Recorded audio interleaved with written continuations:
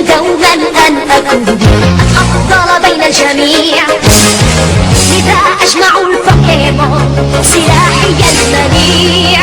علمني وطمني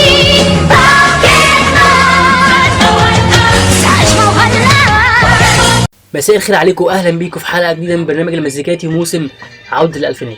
حلقه النهارده فيها انواع مختلفه من المشاعر المختلطه، بقى فيها عياط وضحك وغنى ورقص، فيها كل حاجه. حلقه النهارده عن اغاني افلام الكرتون. اعملوا شير وسبسكرايب ولايك للفيديو، وتعالوا بينا نفتكر ايام الطفوله المشرده. هيا سابق لا تتردد لاحق الفوز مؤكد. اغنيه كرتون سابق ولاحق، يمكن الاغنيه دي تحديدا تحس انها النشيد الوطني بتاع اغاني الكرتون، اللي هي تحمسك كده وعايز تسابق وعايز تلاحق. حتى سابق كان عنده عربيه اسمها ماجنم، بيبقى دايما هيتزنق وخلاص قرب يخسر، ايه ده انا هخسر ولا ايه، هيا طيري يا ماجنم، تقوم نازله على خط النهايه، خلاص كده السباق خلص وهو كسب. وكان في لاحق اخوه الكبير كان عنده عربيه اسمها ايه، فاجنم بقى، دي ماجنم والثانيه فاجنم. وكان في شخصيات ثانيه زي رعد ونكش ده كان قصير كده وطالع له زعرف شعر. الكرتون ده تحديدا لحد دلوقتي من اكتر الحاجات اللي انا بحب اتفرج عليها، والاغنيه بتاعته لحد دلوقتي من اكتر الاغاني اللي انا بحب اسمعها.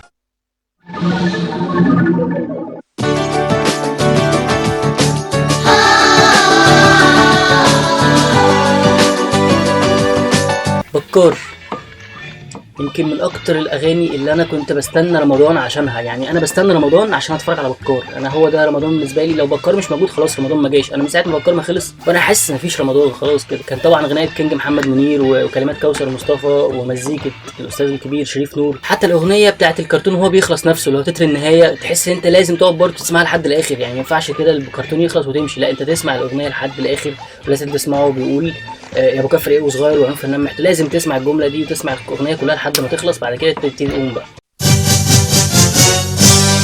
عالم سمسم عالم سمسم عالم سمسم تحت سمسم. عالم سمسم هو اصلا برنامج امريكي واتعمل له فيرجن مصري، ابتدى يتعرض سنه 2000.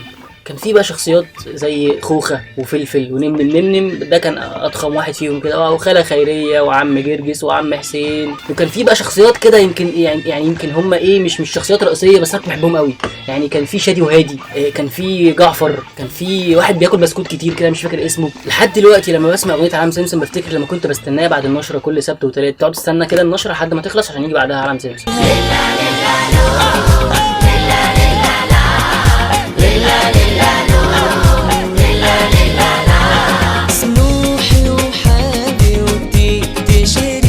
من الحاجات اللي سابت علامه برضه في اغاني الكرتون اغنيه سنوحي، كانت غناء تامر حسني، وناس كتير برضه ما تعرفش ان تامر هو اللي مؤلفها وهو اللي ملحنها. وانا لما عرفت ده حبيته الحقيقه، يعني لان دي حاجه تحسب له ان هو غنى الاغنيه والفها ولحنها. وانا اصلا بحب دايما المطربين او الناس اللي بتهتم باغاني الكرتون.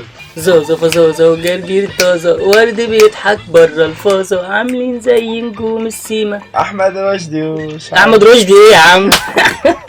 زازو فزازو جرجير طازة، ورد بيضحك بره الفازة. زازو فزازو جرجير طازة، ورد بيضحك بره الفازة، عاملين زي نجوم السيما. أحمد رمزي ورشدي أباظة.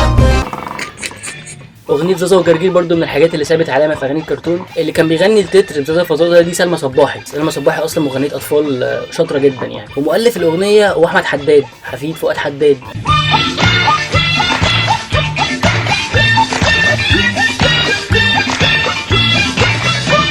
زمان انا كنت بخاف من القطط، في وانا صغير كده قطه كان نور قاطع وانا طالع وهي نازله، وحصل بقى قفله، جالي صرع ساعتها بقى طبعا. فكنت قعدت فتره طويله فعلا بخاف من القطط، لحد ما جه كرتون خلاني احب القطط شويه، يعني اسمه قطقوط. والاغنيه دي يا جماعه اهداء لكل الناس اللي بتحب القطط.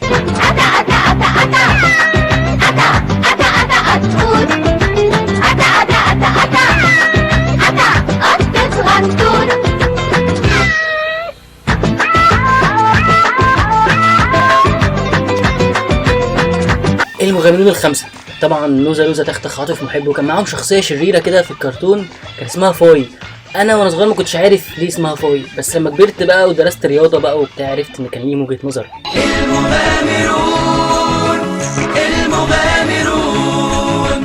المغامرون الخمسه بالخير يلتقون. والناس كتير ما تعرفوش ان مؤلف الاغنيه ايمن بهجت قمر، اللي عامل نص اغاني عمرو دياب، والملحن عمرو مصطفى، وتوزيع طارق مدكور اللي هو موزع البوم تملي معاك وموزع البوم انا اكتر واحد بيحبك. قناة شباب المستقبل. طبعا كان في فتره سبيس تون دي ما ينفعش ننساها طبعا. اغاني مثلا زي اغنيه القناص ده كان كرتون كده، واحد فاكر ان باباه مات وبعدين جاله واحد تاني قال له ده ابوك ما ماتش، فراح بقى دور معاه عليه وفضلوا بقى طول الكرتون يدوروا على ابوه اللي ما ماتش دون. كان طبعا الاغنيه كانت غنى رشا رزق. قد لمعت عيناه بالعزم انتفضت يمناه. طبعا انا بحب رشا رزق جدا ومن الناس اللي اثرت في طفوله الواحد. كان في برضو اغنيه بقعه الكبريت، كانت بنت صغيره كده ماشيه في التلج عماله تخبط على الناس، يا جدعان اشتروا كبريت، يا جماعه اشتروا كبريت، يا اخوانا كبريت، يا اخوانا مناديل، يا اخوانا مفيش. قصة بائعة الكبريت من يذكرها من يسمعها. قصة بائعة الكبريت من يذكرها من يسمعها. تصرخ كبريت كبريت لحد ما في الاخر محدش اشترى منها وماتت. ودي كانت من يعني اكتر الحاجات اللي بائسه في شهر ولم يميل الخبز ابدا ساعتها. على عيني على عين الدنيا ما بتدي القادر قبل المحتاج. على عيني.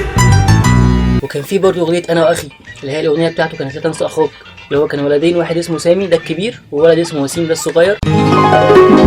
أنا وأخي شوق يدفعني لأراها، أمي ذكرى لا أنساها.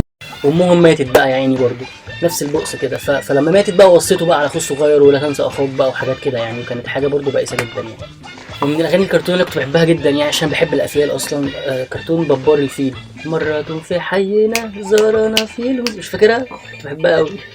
مرة في حينا زارنا فيل ظريف برفق قال لنا ليس هنالك ما يخيف. الاغنيه كانت كلمات والحان وتوزيع طارق العربي طرقان. طارق العربي ده هو اللي عامل كابتن ماجد، وهو اللي عامل بقى عهد الاصدقاء وهزيم الرعد ومش حاجات كتير قوي كده. كان في اغاني كتير طبعا في سبيستون يعني، لو عايزين نعمل حلقه تانية لسبيستون لوحدها احنا ممكن نعمل حلقه تانية، وكونان ومش عارف حاجات كتير قوي. فلو انتوا عندكم اي كومنتات او فاكرين حاجات من الفتره دي او فاكرين حاجات من سبيستون اكتبوا لنا في الكومنتات يعني. افتح جهاز تلفزيوني وستدخل عالما جديدا من التسلية. نيجي بقى على افلام كرتون ديزني زي مثلا مولان. هتقول جسمي بديع. ليه ما تقولوش عليها دماغ، رأيها دايما مفيد. مولان دي كانت من احسن التطورات اللي حصلت في افلام الكرتون، ان هم يحولوا الاميره لان هي اميره يوزلس كده ما بتعملش حاجه ودايما مستنيه الامير يجي ينقذها، لانها بتحمي بلدها وانها بتحمي اخواتها وانها بتعمل حاجات مفيده يعني. فانا كنت بحب كرتون مولان ده قوي. وما ينفعش ننسى طبعا لاين كينج. هكونا متاتا حجم نغمها لذيذ. هكونا متاتا ارمي المظل يغيظ. كلمة هاكونا ماتاتا دي كانت كلمة سواحلية كان بيغنيها فرقة من كينيا. الفرقة دي كانت سنة 84 تقريبا، بعديها بفترة خدتها فرقة من ألمانيا نفس الكلمة كده كانت حطوها في أغنية ليهم. بعديها سنة 94 خدتها ديزني لاند بقى. لحد دلوقتي الكلمة دي منتشرة في جميع أنحاء العالم.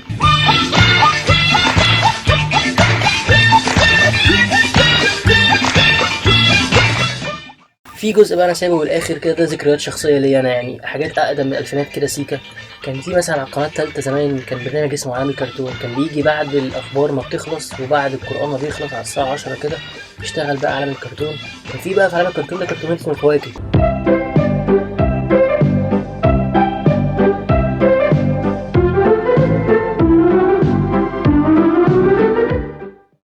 كان في 4 شخصيات كده، رولي وموزي وكامبا وشوكي. وموزي ده كان معاه شنطه كده صغيره كان بيشيل منها اي حاجه موجوده في الشنطه دي. عايزين يسافروا يطلعوا طياره من الشنطه، عايزين يهاجروا يطلع سفينه، عايزين ياكلوا يطلع غدا، يعني بيعمل اي حاجه بالشنطه دي الحقيقه. وكان في برضه دنيا الاطفال على القناه الثانيه طبعا، سينما الاطفال، ويوم الجمعه بقى كله بتاع القناه الثانيه ده.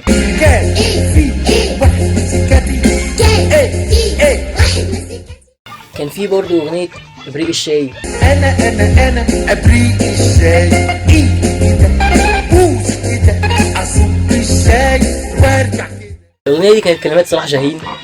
وكان في اغاني برضو زمان زي مثلا اغنيه سقف سوسه واغنيه يلا بينا يلا يلا يلا بينا اللي هي كانت بتقول يلا بينا يلا يلا يلا يلا بينا دي الاموره طلع طلع، ولا كانت ايه الشموسه دي الشموسه طلع طلع يلا بينا يلا يلا يلا بينا دي الشموسة طلع طلع ودينا علينا.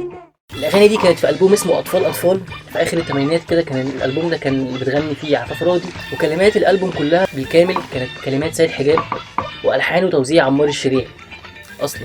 وكان في اغنيه برضه اسمها بولا بولا بارومبيلا، بولا بولا بولا بولا بولا بولا بارومبيلا، بولا بولا بولا بولا بولا بولا بولا بارومبيلا. الاغنيه دي كانت الحفله بتاعتها اللي اتذاعت للناس او اللي الناس شافتها كلها، دي كانت حفله لليونيسيف في ايطاليا سنه 86 تقريبا. والبنت اللي بتغني اسمها نادينا، ولحد دلوقتي هي بتغني على فكره، يعني لسه نادينا دي لحد دلوقتي بتغني، ربنا يديها الصحه. طبعا كان في حاجات كتير قوي غير اللي احنا قلناها ما عرفناش نقولها بسبب وقت الحلقه. يعني لو في اي حاجات انتوا فاكرينها اكتبوا لنا في الكومنتات، ولو عايزين جزء تاني في حاجات تانيه اكتبوا لنا برضه. حابب اشكر كل الناس اللي قالت رايها في الحلقه اللي فاتت. لو حابين تشوفوا الجديد اعملوا لايك وشير وسبسكرايب.